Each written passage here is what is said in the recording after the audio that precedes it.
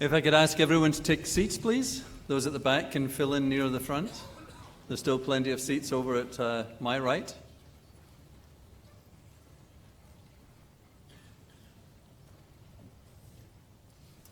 So first of all, let me welcome everyone to Illinois Institute of Technology. It's wonderful to see such a large group here for the Wasan Lecture. Every year, one of the highlight lectures of our academic calendar is the Darsh Wasan Lecture. For those who don't know, Darsh Wasan has been with this university for more than 50 years. He's a well-known researcher. He's a member of the National Academy of Engineering. He's actually raised more than $150 million in research money in his career. He was almost every position in this university apart from president, including provost, dean, and now he's vice president for international affairs. And because of his work in the international community, he helped grow our international student body at a time when the university needed to grow.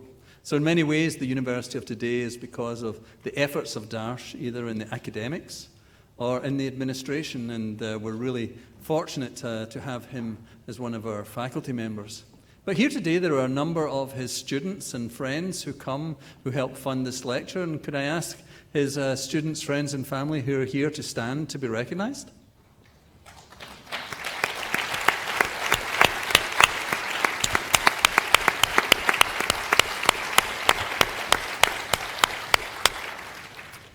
And before I go on to recognize our distinguished speaker, I'd like to also note that the president of the National Academy of Engineering is here with us today, and that's a very special issue for us because it's our own president emeritus, John Anderson. John, could you stand for a second?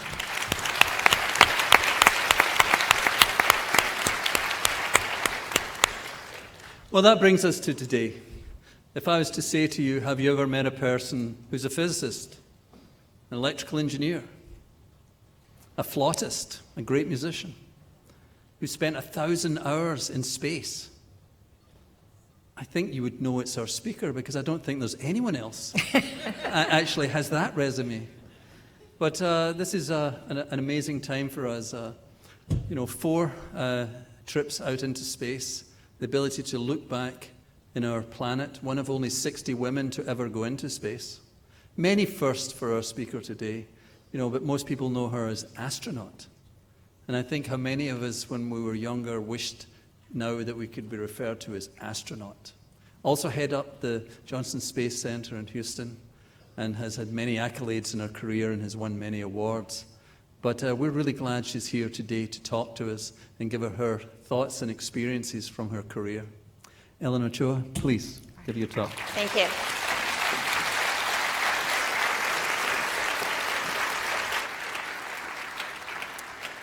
Well, thank you so much for the invitation to give this year's Wasan's lecture, and it's definitely been an honor today for me to meet Professor Wasan, President Cram, of course, other university leaders, and of course my colleague on the National Science Board, your President Emeritus, John Anderson. So thank you again for extending the invitation.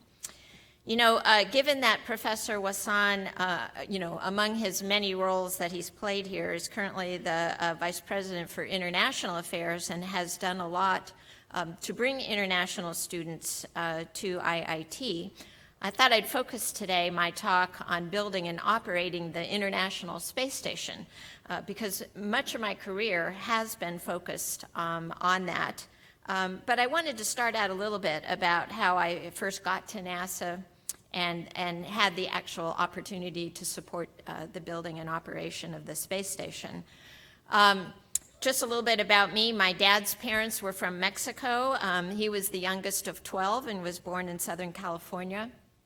And he had the opportunity to go to college tuition free by attending the Naval Academy at Annapolis.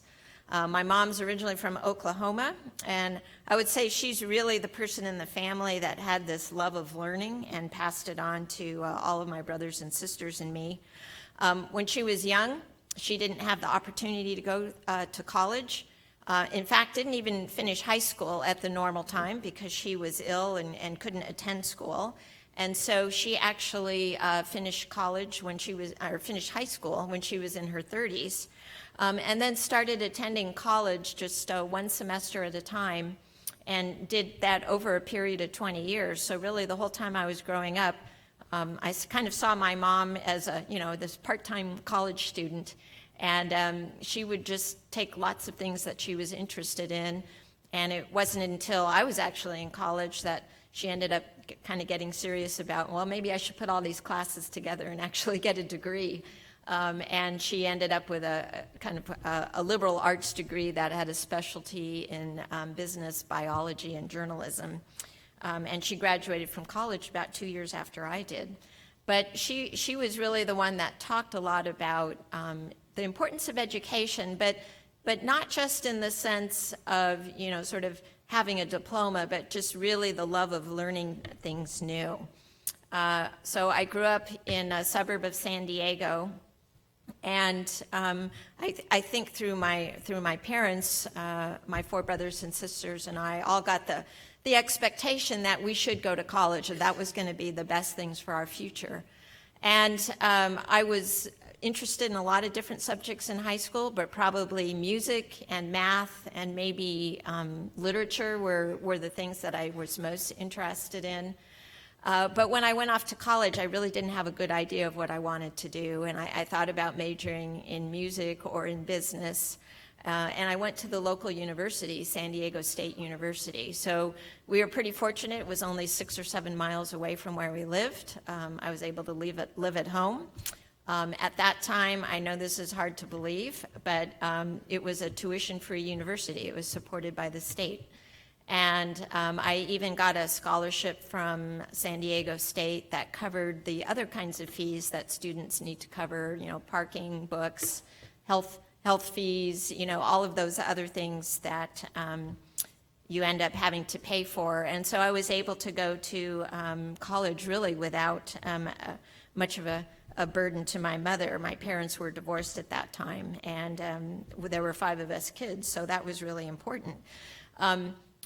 Part of the reason I was able to change my idea of what I wanted to do was because it was tuition free. I think if my parents had been paying a whole lot of money per semester, I wouldn't have felt quite so free to change my major so many times. And it did end up taking me 5 years to get through undergraduate school, but in the end, I think I ended up in a great place.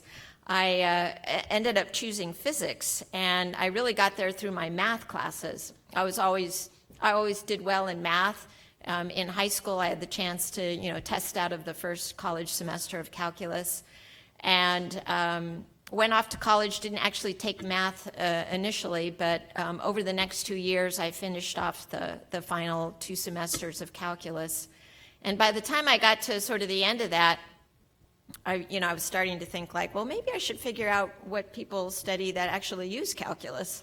I was just kind of doing it because it was kind of fun, and I liked it, and I did well in it.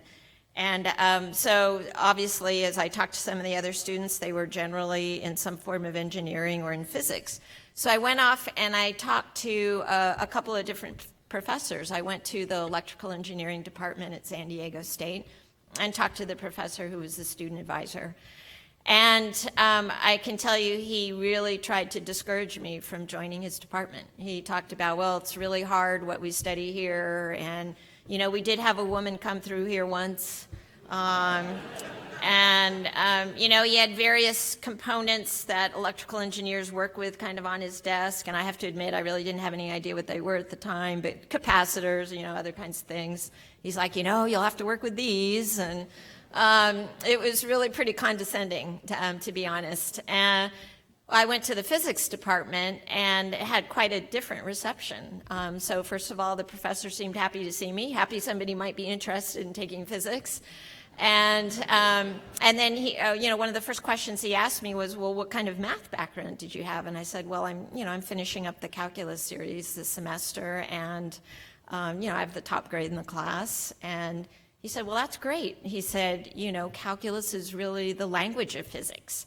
And, if you started into the physics series in the fall, you'll probably be way ahead of a lot of the other students, because they'll be taking, math along with the physics. So they'll be trying to learn the language and the concepts at the same time. You'll be able to focus on the concepts, and you should do really well. And it was important for me to hear that because I had not taken physics in high school. I had not taken chemistry in high school. I had no idea I was headed anywhere toward a science degree. And so I was worried about whether I could keep up. And so the confidence that this professor expressed was really important to me. And then the other important thing that he did was he described some careers that people could go into once you've studied physics. And since I really didn't have a really good idea of what physics was, I certainly didn't have a very good idea of what people did when they graduated with a degree in physics. So the fact that he took the time to go through that made a big difference, and I ended up selecting physics as my major and got a math minor. I had a couple opportunities to spend summers doing research in laboratories when I was an undergraduate, and through that got the idea that I would like to go off to graduate school and maybe pursue being a research engineer. So I went off to Stanford University, and again, I got a scholarship through the School of Engineering there, which covered the first year I was there. And then after passing the PhD qualifying exams, really the rest of my education was covered through the grants that my professor had that covered the tuition and a stipend for me to be able to be a graduate student there. Well, near the end of my first year at Stanford University was when the space shuttle flew for the very first time. And for those of you that remember that event, it was quite notable because the shuttle was such a different vehicle than had ever flown in space before. And it was designed to do a whole variety of different things, including help deploy satellites, to help build structures in space, and most importantly, to be a laboratory in space and support a wide variety of science and engineering research as it went and did a variety of different flights. And then 2 years later is when Sally Ride flew, and of course the first American woman in space, and it really showed that this career as an astronaut had been open to people, women in particular, as well as underrepresented minorities were also members of her class, that had not been included before in the astronaut office.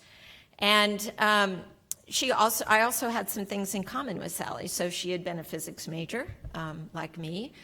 She had gone to Stanford, both as an undergraduate and a graduate, and that's where I was attending graduate school. And I really think I needed to see some of those things that I could relate to for me to even contemplate the astronaut office as a career, because it just seemed sort of like, people very different from me were the kinds of people that were selected for the astronaut office. So to see somebody that had some things in common with me really made a difference. So I made the decision that I wanted to apply, but I waited until I finished my PhD because I just didn't see how I would be competitive without having a doctorate degree. So I got my PhD, sent in my application, figured I'd never hear anything from NASA again, and went off to work at a Department of Energy lab, Sandia National Labs, in the area that I did research in, which was optical information processing.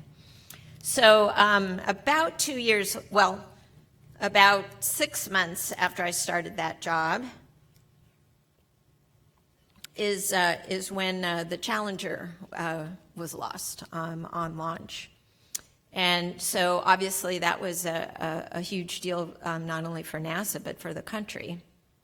And one of the things that happened after that was I got a note from Johnson Space Center saying, well, we were planning to pick an astronaut class this year, but now we're postponing that, but you can expect to hear from us in the future. The following year in 1987, they did decide to pick an astronaut class, and I was actually called to come down and interview for it at Johnson Space Center.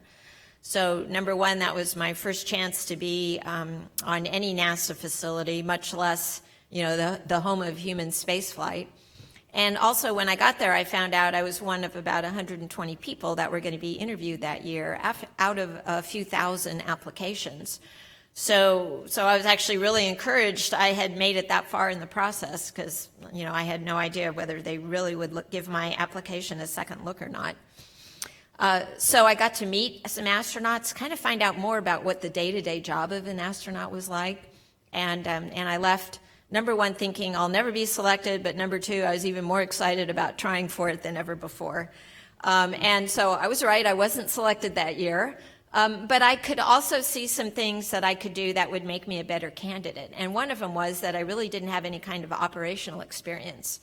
So you can imagine having a good background in science and technology is really important, but also showing that you can operate in an environment where you have to make decisions quickly, kind of understand and take in a lot of information, and understand how you might deal with it and make decisions that could save your life or the life of a crew would be important. So one of the things I went off and did was get a pilot's license after that. I also, by that time, was a co-inventor on 3 patents in the area of optical information processing. And then I decided I wanted to work for NASA, whether or not I was ever selected as an astronaut, because I was just interested in applying what I knew about to the field of space exploration. So I went and got a job at NASA Ames Research Center, which is in the Bay Area in California. First as a member of the research staff, and then within 6 months I became the head of a group of about 35 people who were doing research in high-performance computing. Well, a couple of years later, I was asked to come down and interview again.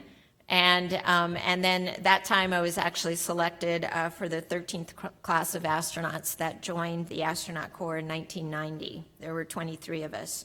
Well, it was a really good time to join the astronaut office, because the space shuttle was flying pretty regularly in the early and mid-1990s. So our class spent a couple of years training. Well, 1 year where we trained together as a class, and then another year where we were training about half-time, and then had jobs in the office that supported the ongoing shuttle program. And then I got assigned to my first mission after I'd been in the office about 2 years, and flew on my first flight about a year later. And kind of just as I'd hoped when I was originally thinking about the astronaut office, my first 2 flights involved doing science research in space, in a laboratory, quote, environment that was really different than anything that you could do on Earth. And that to me was one of the big attractions was, I get to follow up with my interest in research, but do it in a laboratory where the experiments that you do there are ones that you literally can't do on Earth. And my first 2 missions were focused on the Earth's atmosphere, and we were particularly studying the problem of the ozone hole and ozone depletion. So we had a number of instruments in the payload bay that were measuring constituents in the atmosphere, and particularly ones that had to do with the chlorofluorocarbons that were being put into the atmosphere by humans. And then we also had instruments that were measuring the amount of light coming from the sun across the spectrum, with a particular focus on the ultraviolet region, because the ultraviolet was what was providing the energy for the chemical reactions that both create and destroy ozone in the upper atmosphere. So we had, this unique vantage point as we're orbiting the Earth, where we're really above the Earth's atmosphere, but we're using the sun as a light source, looking through the atmosphere during sunrises and sunsets to measure all these constituents, and then, of course, also having the opportunity to measure light coming from the sun, and particularly before it gets blocked by our atmosphere. So it was a great introduction to spaceflight and what we can do with the space shuttle. I remember landing after my first flight and talking to one of the principal investigators for one of the instruments on board, and just saying, hey, is there anything that we can do better or different that would make, the information that we get to you even better? He's like, you could stay up longer. And, about that time, the shuttle flights were usually around 9 or 10 days long. Well, at that time, NASA was in the midst of developing plans for a space station, which at that time was called Space Station Freedom. And that was the whole point, to have a laboratory that would actually be operating 24/7 just like you could have a laboratory on Earth and not just for 10 days, every few weeks or months, as the shuttle was doing. So about that time also, Russia was added as a partner to the space station program. We were already working with the European Space Agency, the Japanese Space Agency, and the Canadian Space Agency, but clearly the U.S. was the prime partner. And so at this point, it was kind of, just a few years after the fall of the Berlin Wall, essentially right after the Cold War has ended. And there was a big push to understand how can we engage with Russian scientists and engineers in a way where it's a peaceful collaboration. And of course, space was picked as one of those areas. And so we became partners with Russia in this program and started to develop the International Space Station program. Well, my job in the office at this point was to lead the astronaut office support to the space station program. And so that involved developing a lot of the operations concepts, including negotiating with members of the Russian Space Agency on how we were going to select crews, how were we going to train them, where were we going to train them, what language were we going to train in, how were we going to operate on orbit, again, what language were we going to speak. And it was quite interesting because at the time, we actually had two quite different ideas. The U.S. was thinking, well, we're sort of all going to work together, and the initial size of crews that we were going to send up was a group of 3, and it was going to alternate between 2 Americans and a Russian, and then 2 Russians and an American. And so we're thinking, well, we really need to cross-train on each other's systems with that few number of people, because you've got to make sure you always have people trained, no matter whether it's an American system or a Russian system. Meanwhile, we're negotiating with people who have a very different idea of operating, where the U.S. is going to stay on their half of the station, the Russians are going to stay on their half of the station. There's going to be like this checkpoint Charlie in the middle, and you've either got to like call to the ground or sign in your initials or something like that to cross from one side to the other. And it was startling to me when I first started doing this that we didn't even, share kind of this basic concept of how we were going to operate. And in the end, we ended up, certainly for the first few years while we just had a crew of 3, of operating more like we were thinking about, and really for the reason that, again, with so few people on board, you couldn't really afford to just be on your side of the station, because if it was a period where only one NASA astronaut was on board, we couldn't afford to just have one person who knew how to operate the systems. In case that person wasn't feeling well or something happened, you needed more than one person, and same when there was only one cosmonaut on board. So we ended up with much more of an integrated concept, but it was a very interesting time to be involved with the space station program. And then after a few years of doing that, I was assigned to a mission that was going to be the second space shuttle mission associated with actually building the space station, and the first one to dock with it. So at that point, it was only about 40 feet long. It was just 2 modules, one Russian, one American. Nobody was living on board because we didn't have a habitation module up there. But our crew had a job to bring up a bunch of supplies to transfer to inside the station as well as outside the station that would be in preparation for the first crews that would live on board. And our shuttle flight, it had 7 members, and we had a Russian cosmonaut as one of our crew members, as well as a Canadian astronaut. So you can see the crews were already becoming international even before people were living on board. When I came back from that mission, I headed up the part of the astronaut office for the astronauts who actually work in mission control. And you may know that the one position in mission control that's staffed by an astronaut is the person that's actually communicating with crews on orbit. We call that person the Capcom. And so normally for the last, 20 years, we had been operated in a mode where, we only staffed mission control for 10 days every 3 or 4 months, say, whenever we had a shuttle on board, and the rest of the time we just used it for training. Well, when I was heading up this group, we were about to transition to the first crews living on board the station, which meant that we now had to staff mission control 24 hours a day, 7 days a week for the foreseeable future. So it was very interesting to think about how we were going to do that. And we actually really didn't have enough astronauts to staff that. So we started to train non-astronauts to do the job as Capcoms in addition to astronauts.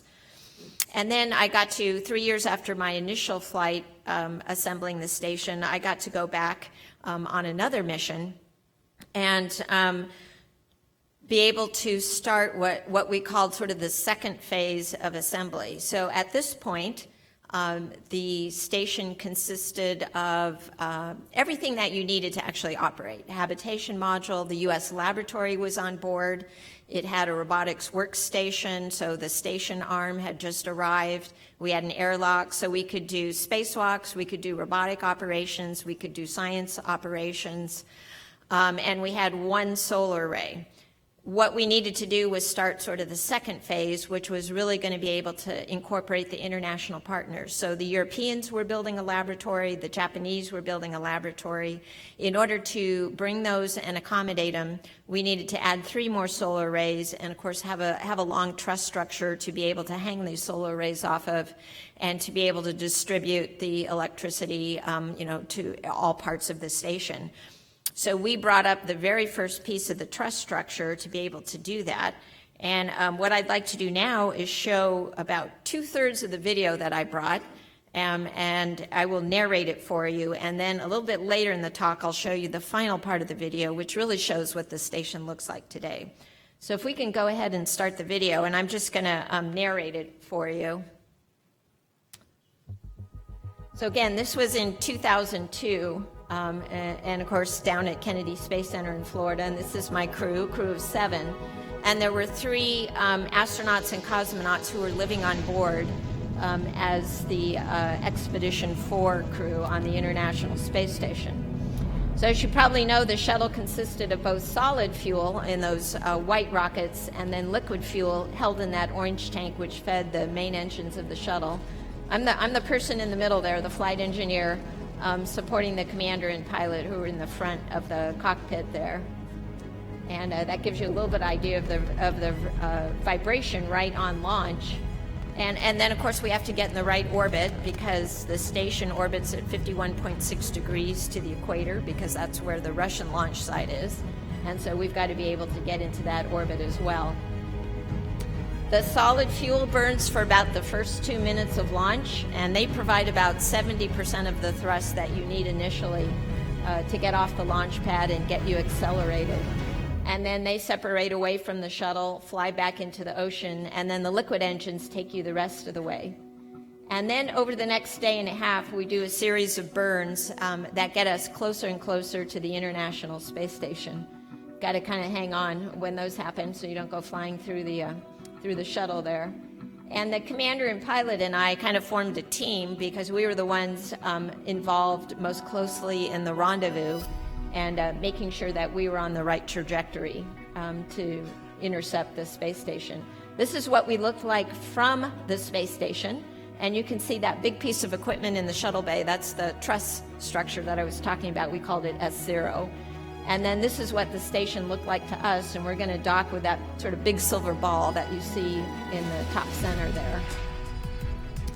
And this is the final part of docking. We're actually coming up to the station, although from our point of view it looks like it's coming down to meet us. And this is the final part where we make initial contact with the station. Then we spend about 10 minutes pulling the 2 vehicles together and about 2 hours doing a leak check. And then, our commander was very happy with his flying. Then we open the doors, and that's the commander of the space station, who was a cosmonaut, Yuri Onofrenko, and our commander. And now we spend the next week or so attached to the station. The 2 astronauts on board were members of my astronaut class, so it was really great to be able to meet them in space.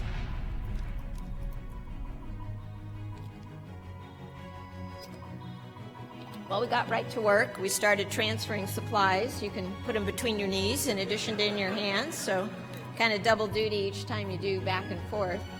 But then the next day, we really started the main part. I was actually operating the robot arm at this point. That's the station robot arm. We also have a shuttle robot arm.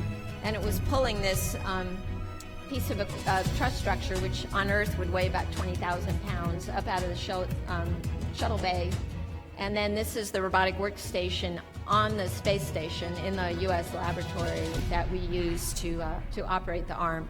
You might notice there's no windows there, so we don't have the luxury of just looking out the window, but we have to try to find camera views that give us a good view of all the different joints.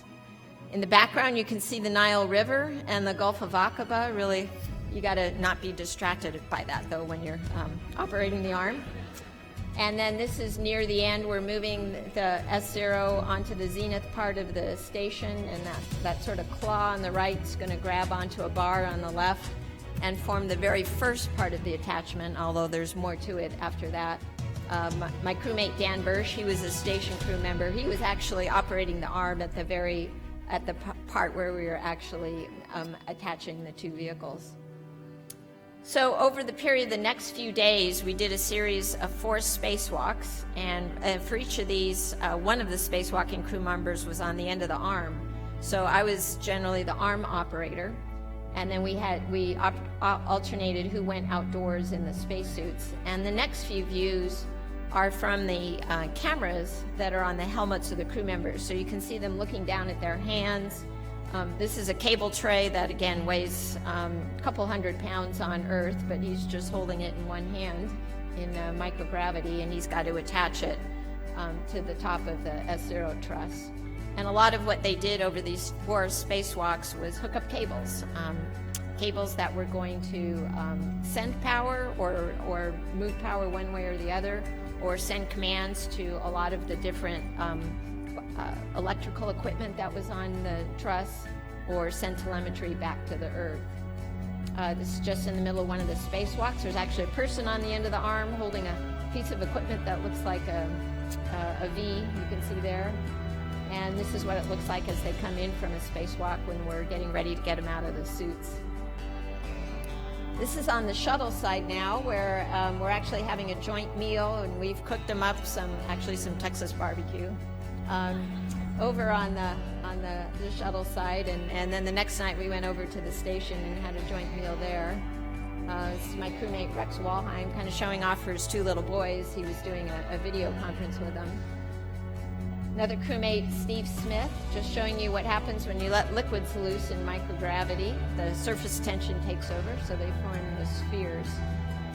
And then finally, after we completed our job at the space station, we're sealing up the hatch again and getting ready to undock. Now, during the undock, the 3 of us, the commander and the pilot and me, are again working together. This time the pilot, Steve Frick, is at the controls. And what he's going to do, he's going to back away about 400 feet, and then we're going to do a complete fly around to the station, and other crew members are going to be taking photos. So we have a really good photo documentation of everything on the outside of the station, which was very helpful for future missions. We waited till sunrise, and sunrise happens very quickly when you're traveling at 17,500 miles per hour, so just a few seconds. And then we start the fly around. And again, this is a view of us that the station crew members had. You can see the payload bay is empty now, other than for the docking mechanism. A view that we had of the station when we were about halfway around, and you see people using cameras as well as a laser ranging device to help make sure we stay the right distance away. This is probably our final shot of the station. That rectangle in the center is what we had just added to the station on our flight. And this is now the very final morning of our flight, and we're closing the payload bay doors and getting ready for re-entry to Earth. So we get back into our suits that we use just for launch and landing, which would be very helpful if we had some kind of emergency. And then this is the very final part of re-entry. We're basically down through the atmosphere. We're over Florida, around the Kennedy Space Center. We're coming in for landing. The speed is on the left, so you can see we're going about 290 knots.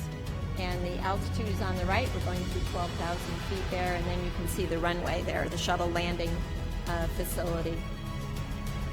And here's the very final part. When we hit 2,000 feet, that's when you actually do the pull-up. And of course, there's no engines running. We're not using any kind of fuel. We're a big glider, kind of more like a rock than a glider, but we're gliding a little bit. And we are going to land. So the trick is to land at the right spot at the right velocity.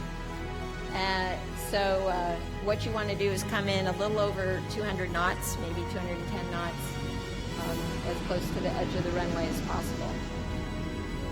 So our commander did a great job flying from about 50,000 feet to the ground.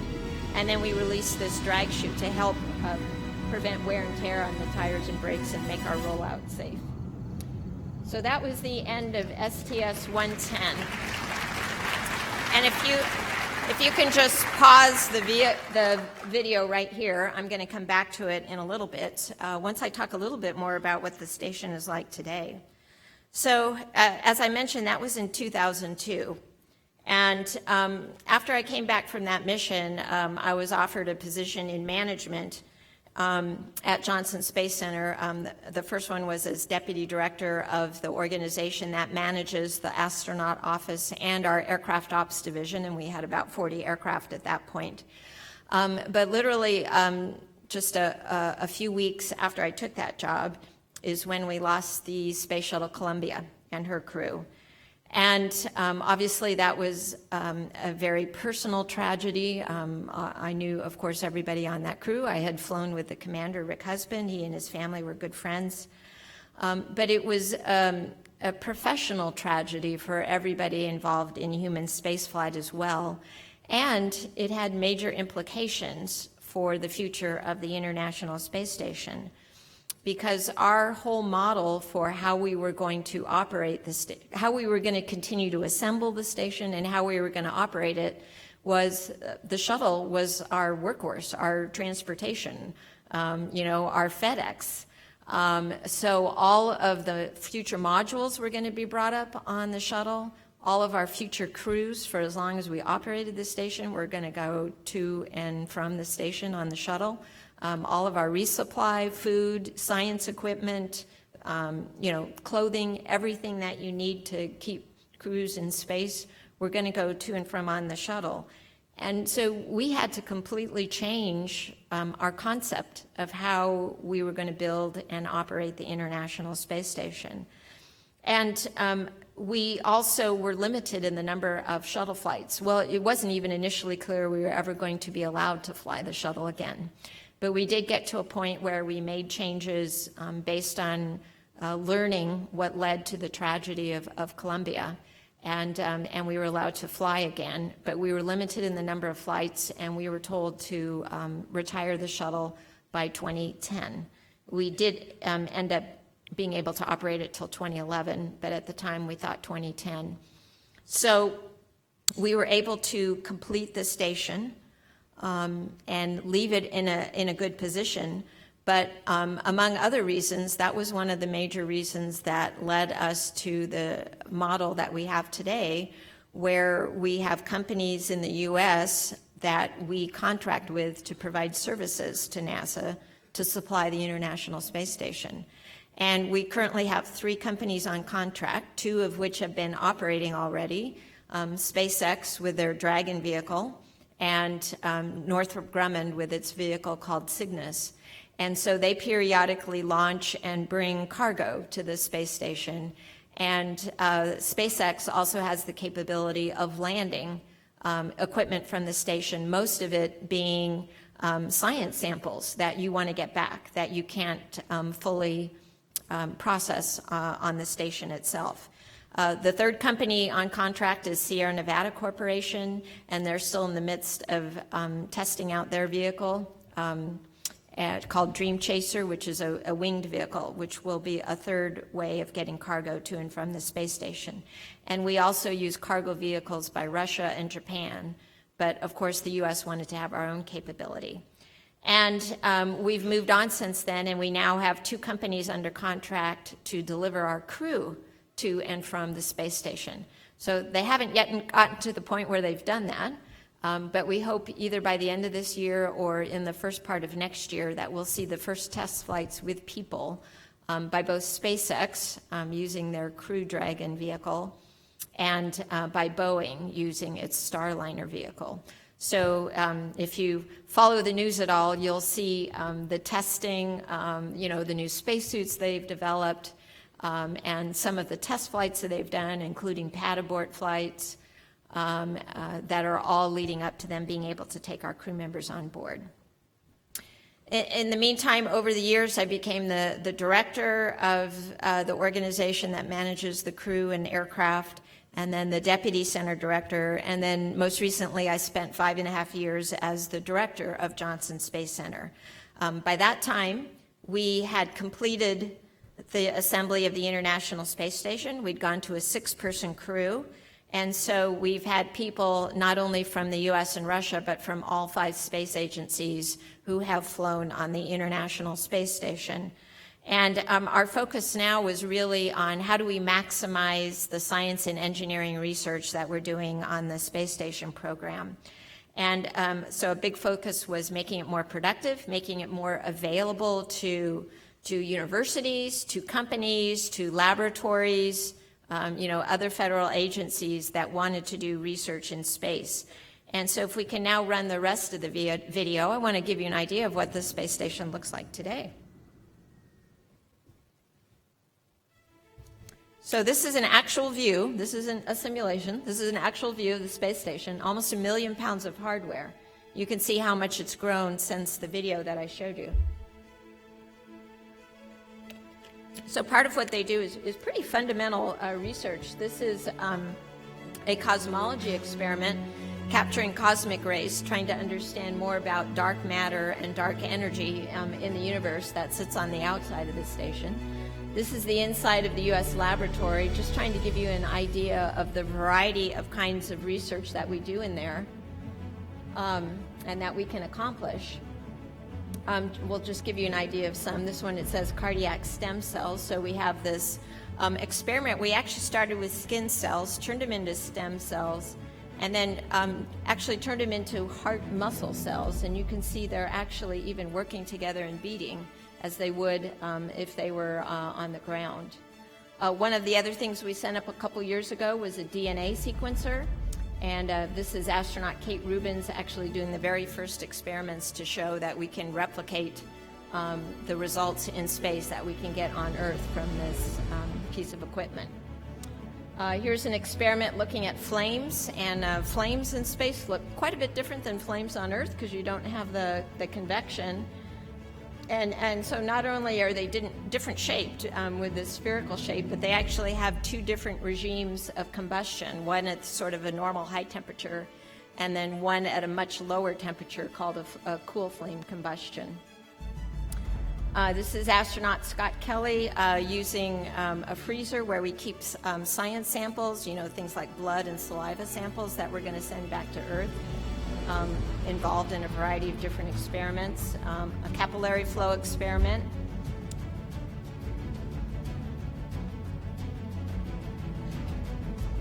Some of you may have been involved in this called Spheres, where students can actually send up algorithms and test them out in the middle of the International Space Station and understand how you would control spacecraft, particularly Paris spacecraft. This was a first-generation 3D printer. I think we're on the 3rd generation now. You can imagine how important it would be to have a piece of equipment like that on a 3-year mission to Mars, for example. A lot of our experiments are on the outside of the station as well, and many of them are looking at the Earth and studying, wind temperatures, wind directions on the surface of the Earth, soil moisture, lots of different kinds of Earth resources. We deploy many, many CubeSats. I think we've done at least a couple of hundred. CubeSat size as well as small sats can be deployed from the International Space Station. So we have many different users, but of course NASA itself is a big user of the station, and we're trying to understand how we can do long-duration missions, eventually go to Mars. This is an expandable module developed by Bigelow Aerospace, but based on technology they licensed from Johnson Space Center. Here's an example of growing food. We've grown a variety of different kinds of lettuce as well as flowers on board. And of course, having fresh food on a long mission would also be very important for the health of astronauts. Also teaches you something about the plant physiology. The astronauts themselves are subjects of a lot of experiments, and they do have to do about 2 hours of exercise every day to keep up their bone strength and muscle. Scott Kelly, you may remember, spent close to a year on orbit, and he and cosmonaut Mikhail Kornienko, and a lot of that was trying to understand about human health and performance in space for long periods of time so that we can be prepared for these longer missions. Of course, we do a lot of educational activities, and astronauts are always doing programs with schools on the ground, of course across the U.S., but also around the world. And in addition to instruments that are outside the station viewing the Earth, the astronauts also take photos themselves, and that's used by scientists in conjunction with a variety of other information. And so this just gives you a variety of the views. This is some of the aurora that we actually see, and it's pretty spectacular in addition to being scientifically valuable. So here's a little bit about how we're resupplied. Again, this is the SpaceX Dragon, and we always have a person operating the arm that actually grabs it. This is the Cygnus vehicle, and bursts it to the station and allows it to be unloaded. And then this is the Dream Chaser that's in development. It hasn't yet flown to the station, but we hope will be in 2021.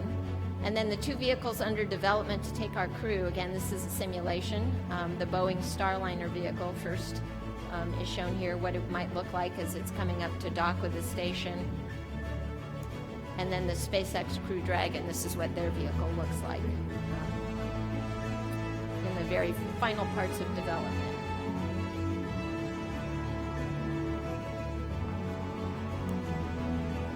And then beyond the station, of course, our next missions will go beyond low Earth orbit to the moon and eventually onto Mars. We have a new rocket under development at NASA called the Space Launch System SLS, and the vehicle that it's taking into orbit is Orion. This is a view of Orion, the spacecraft, as well as the service module, and that's being developed by Johnson Space Center. It's already had a couple of test flights with no people on board.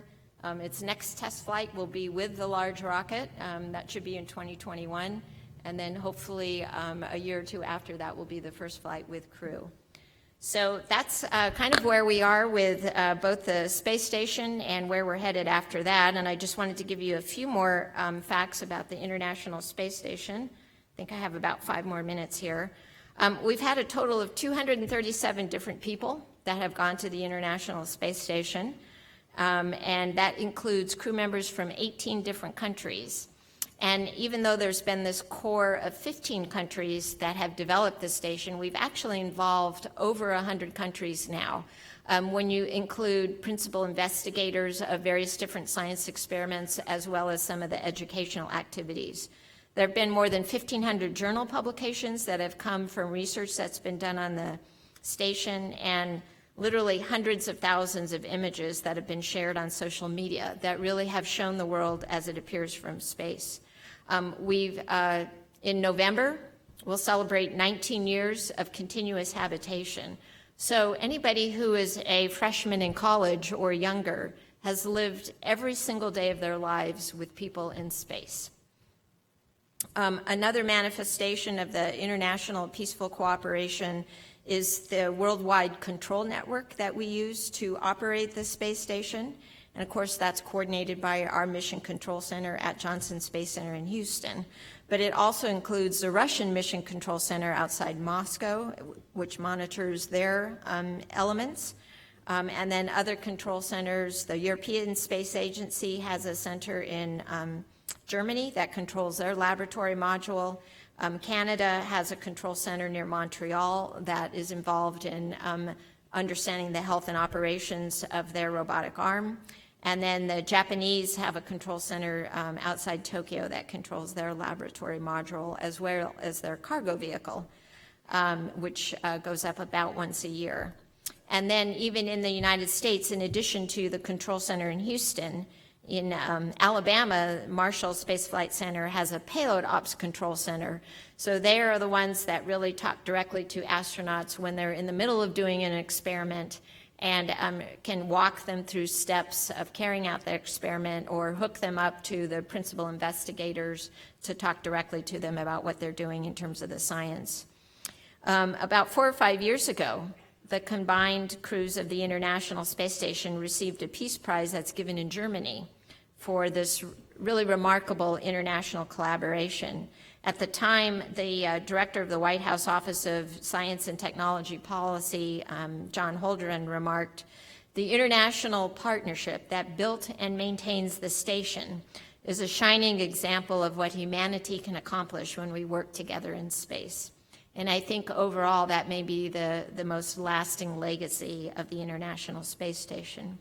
And one final thing I wanted to mention before we go into Q&A is that if you happen to be an early riser, tomorrow at 5:30, the space station's going to fly overhead. It's going to be up for about 3 or 4 minutes. And if you want to find out exactly what direction to look in, you can just go on the internet and put in "spot the station." It'll ask you what city you're in, so you just put in Chicago, and it'll tell you exactly where to look, how long it's going to be up. There's another good one Sunday morning, although it's even earlier, 4:44. A little bit higher on the horizon, though.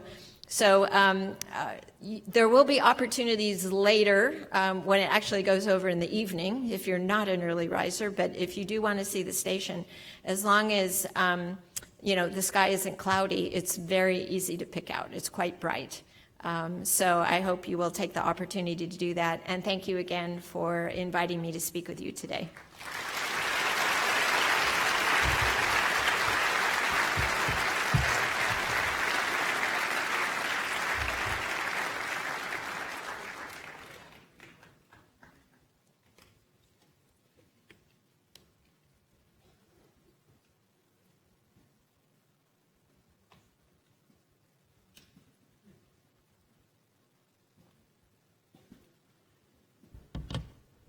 So we're very, very grateful to Dr. Ochoa for that excellent understanding of the International Space Station and her role over the last many years. And we're going to start off the Q&A with a presentation.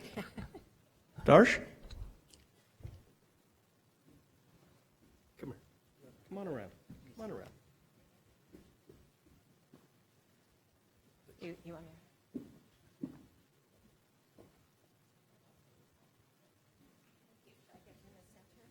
So Darsh is presenting to Dr. Ochoa a beautiful crystal that commemorates this event.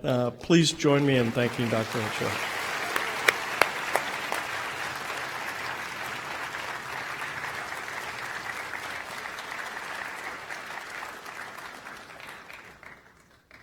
Thank you, Darsh. So many of you have submitted questions through Slido. If you have any additional questions, please do so at this time. So we have 2 opportunities for you to ask questions. Yeah, why don't we go? That's a great idea.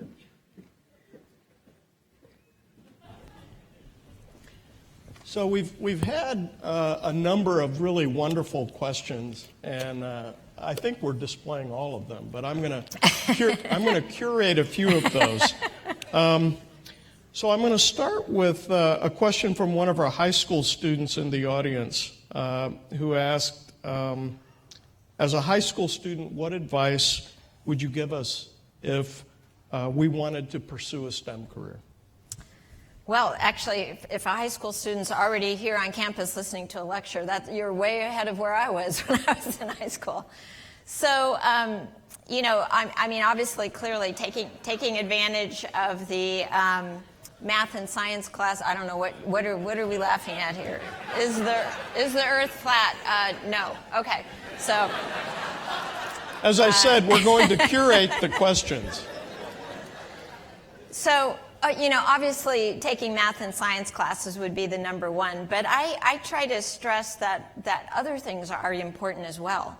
Astronauts end up being ambassadors for NASA, and even if you're not an astronaut, but you are working somehow in a STEM career, part of your job really is explaining why it's important to people on Earth to be either developing the product that you're doing or working on the research that you're doing. And so having some communication skills is quite important. And so, you should pay attention to those kinds of classes in addition to math and science. And then, if you're particularly interested in an astronaut career, but even in many other careers, so much of what we do now is really done in teams, and teamwork is really important. And so you can get that in a variety of different ways. And I often point to my own music experiences, because I played in a marching band, I played in symphony orchestras. And you have to understand what your role is in that. So part of it is being excellent on your own instrument and practicing and taking that seriously. But part of it is when you're performing that, the flute part might not be the most important part at a particular point in the piece, and you have to understand that the point is to make the overall performance the best it can be, and how do you be a good team member. And so some people get that through music, some people get it through sports, but understanding that role is important for, I think, working in the future as well. It's interesting that Dr. Ochoa didn't talk much about taking courses in math or science or technology. She talked a lot about the human skills. So I think it's kind of a given that if you want to pursue a STEM career, hopefully you're interested in STEM, right. But these other things are so important as well. We had a very interesting question from one of our international students who asked, what advice would you give us international students who want to start a career in aerospace in the United States but are limited by the citizenship requirements of most jobs? So I think there are a variety of ways that international students can contribute. First of all, there's many companies other than maybe the main aerospace companies, and there's a lot of different ways that technology get incorporated in space. And what you saw even in the video was a lot of it is science equipment, right? And that is something that generally kind of has no borders in many cases.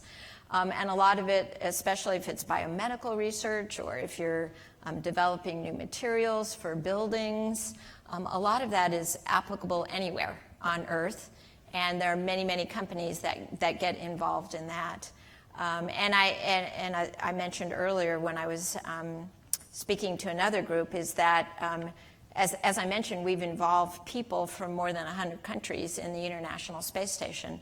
They weren't necessarily always involved in the propulsion part, which is one of the parts that gets restricted, in terms of who can work on the technology. But a lot of them are principal investigators, or they work with scientists in the U.S., and they may be in the U.S. as well, or they may be in their home countries and have worked to actually get their research into space.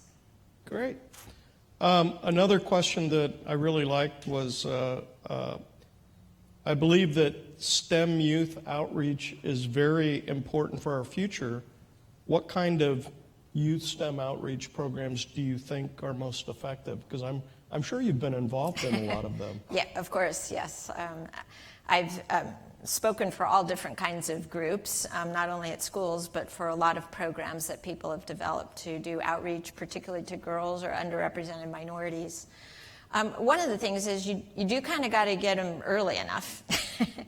It turns out a lot of girls, for example, have already decided by the time they started high school that they're really only going to take the minimum in terms of math or science because they're not interested in it. And a lot of times I think it's based on really sort of misinformation about what those careers are really like.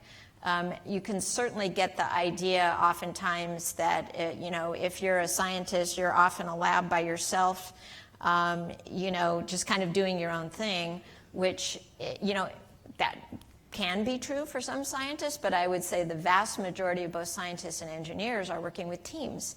And especially on the engineering side, you're trying to solve a problem that may be of really vital interest to people on Earth, maybe to members of your own family if you're working in biomedical research, or maybe to providing, energy or clean water to communities.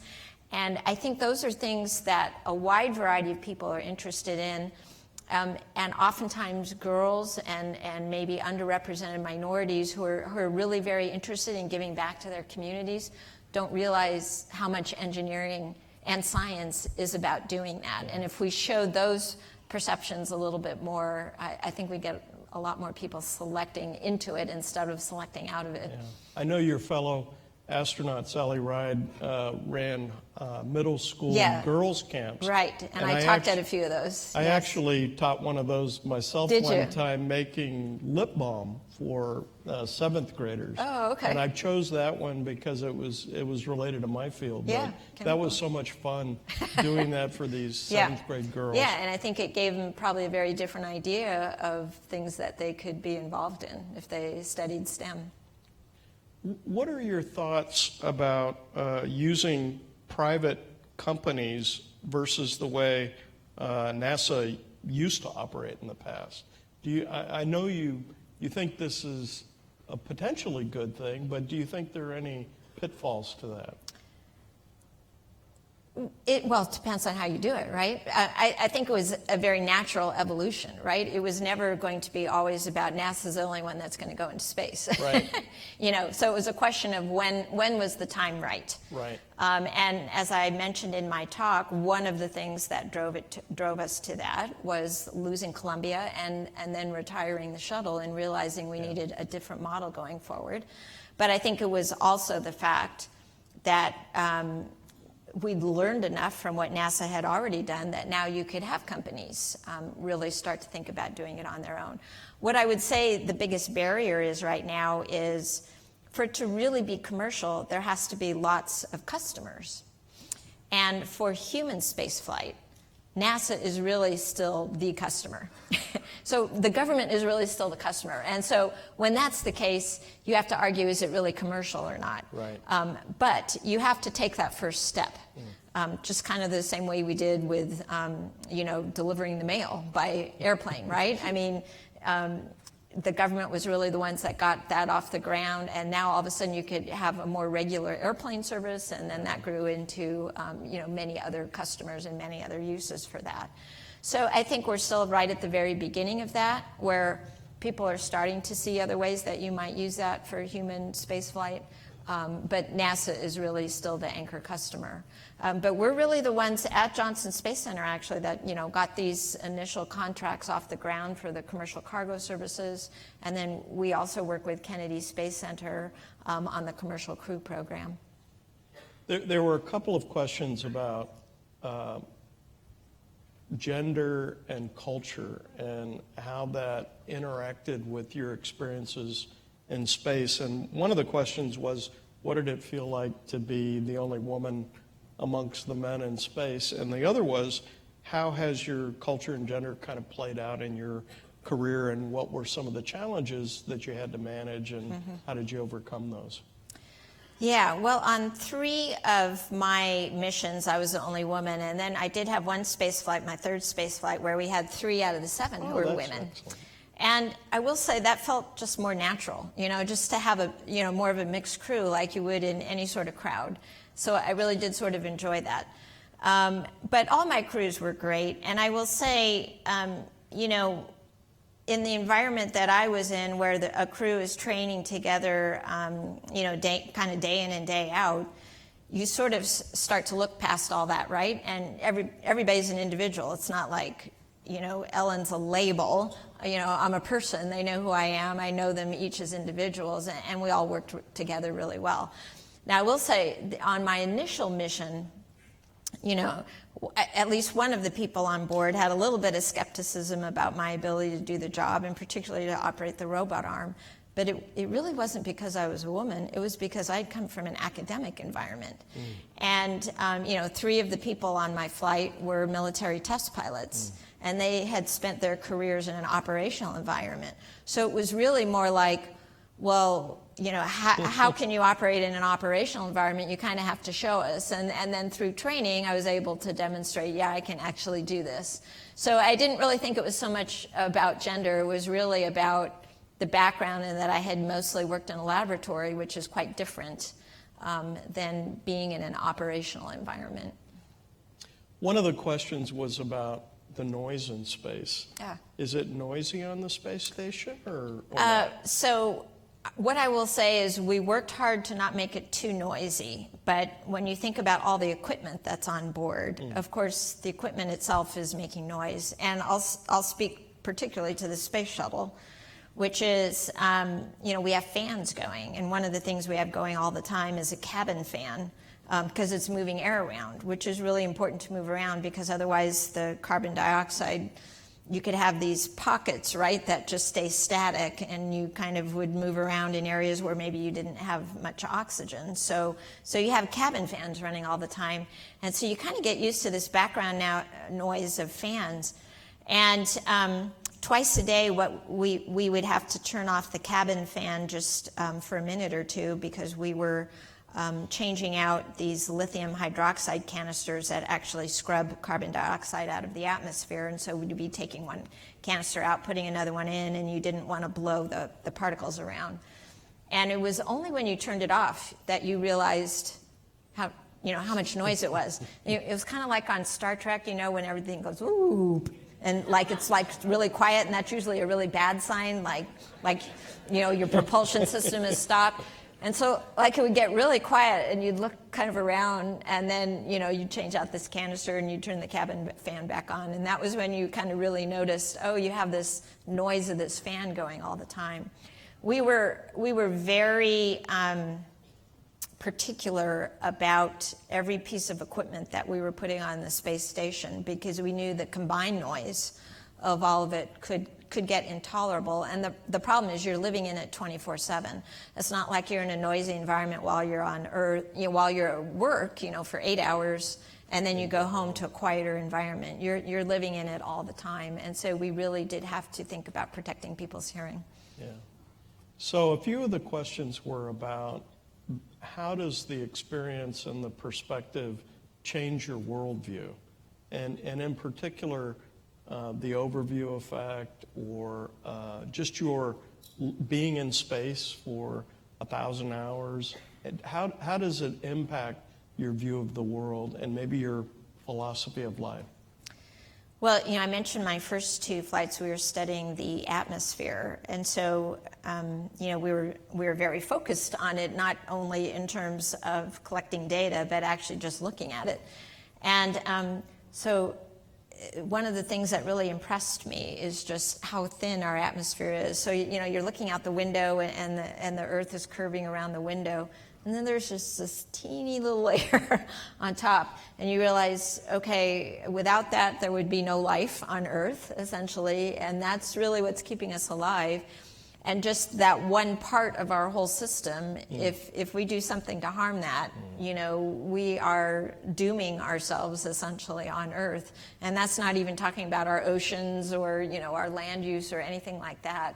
So I just remember being struck by how thin and fragile it looked. And of course, as you're flying over the Earth, you can look down and see deforestation. It's very clear in the Amazon as you look at these areas that have been clear cut. You see a lot of the burning. You see silt, you know, being fed into deltas and out into the ocean, you know, where you've lost forest and other plants.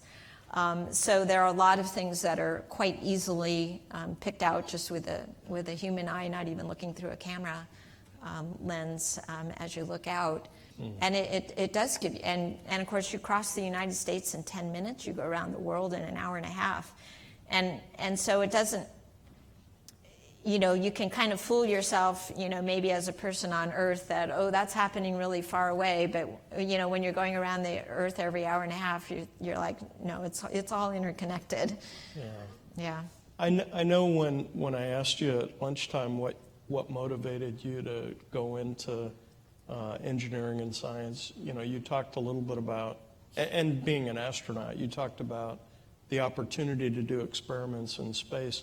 Are there experiments that you would like to see performed on the space station that are not currently being performed? Do you think, you know, we're beginning to exhaust the ideas, you know, of what can be done on the space station, and maybe what's most important up there? Yeah, I actually think we're barely scratching the surface, to be honest, because we see things happening differently in microgravity, and we have really literally no idea why. Like, you know, some bacteria and viruses get more virulent in microgravity than there are on Earth, and others get less virulent.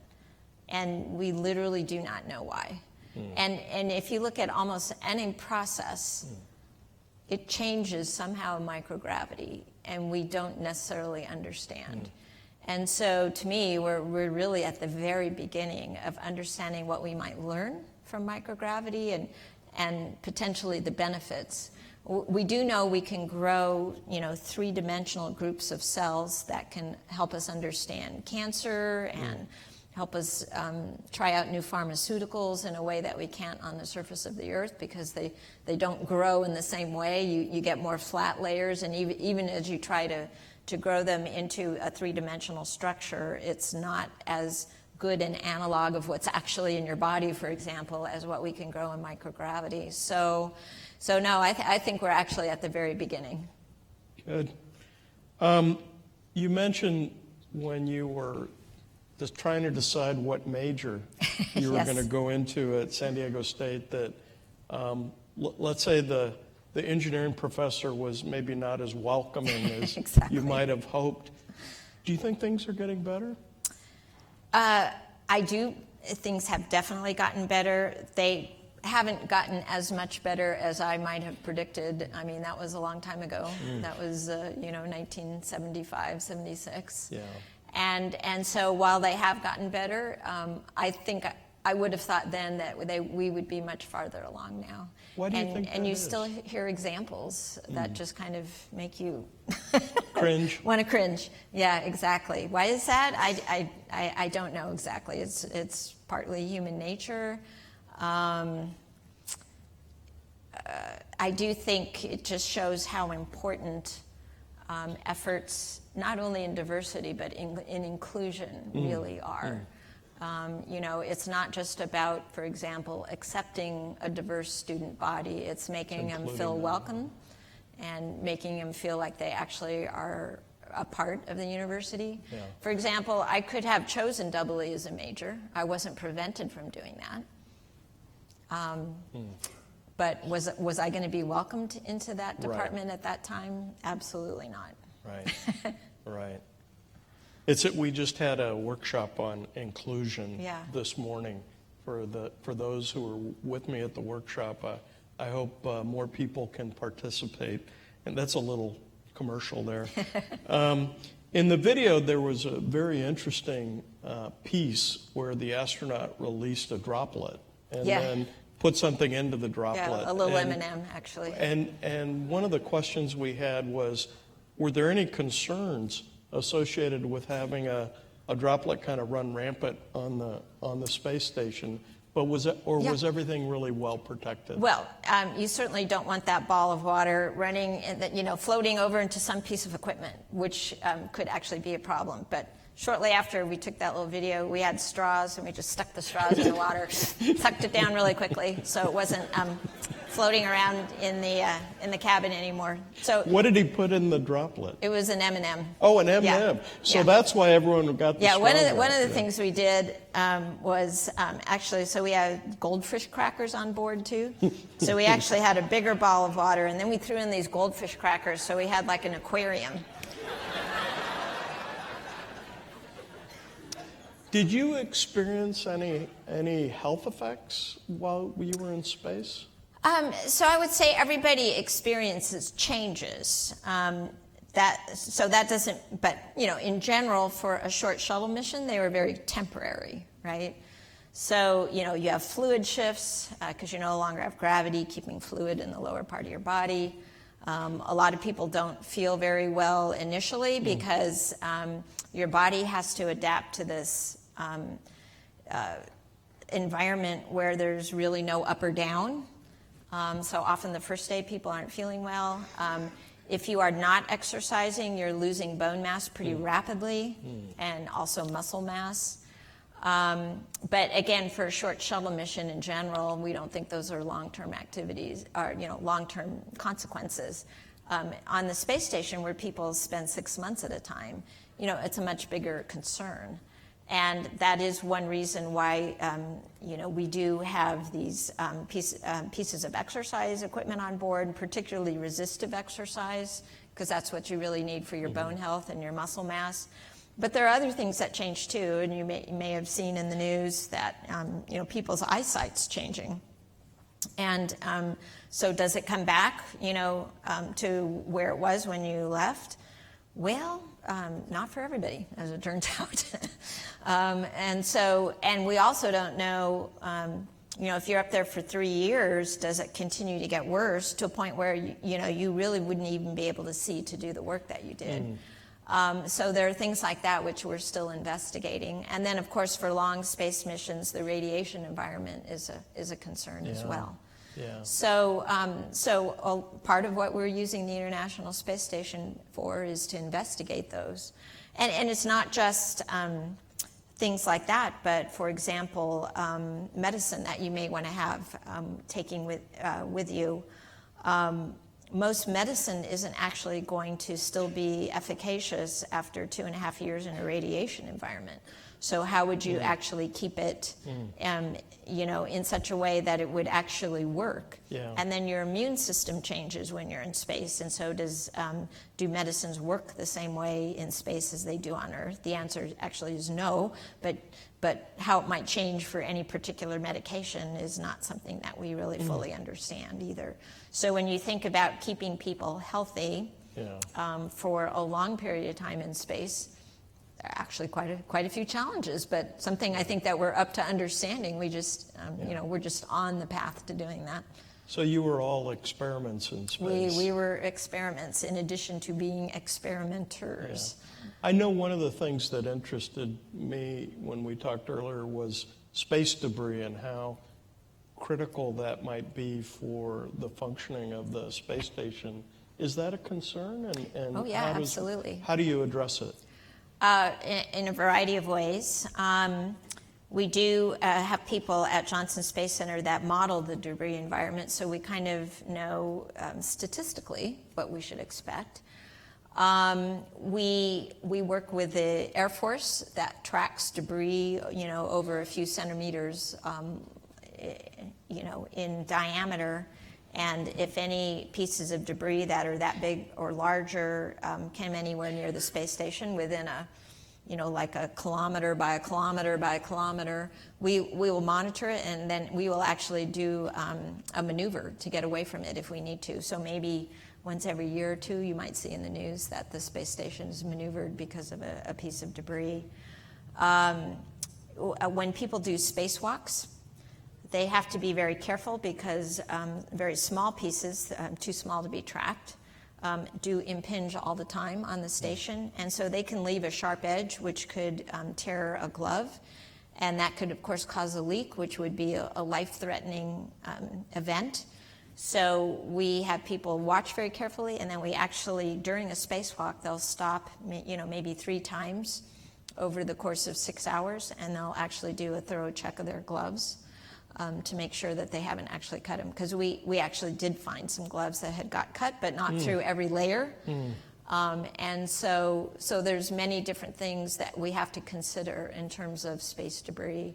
And of course, there's always, there's a certain probability that a piece will go through a critical part of the station, and you would actually have to do an emergency return from the station. That's why we always have vehicles up there.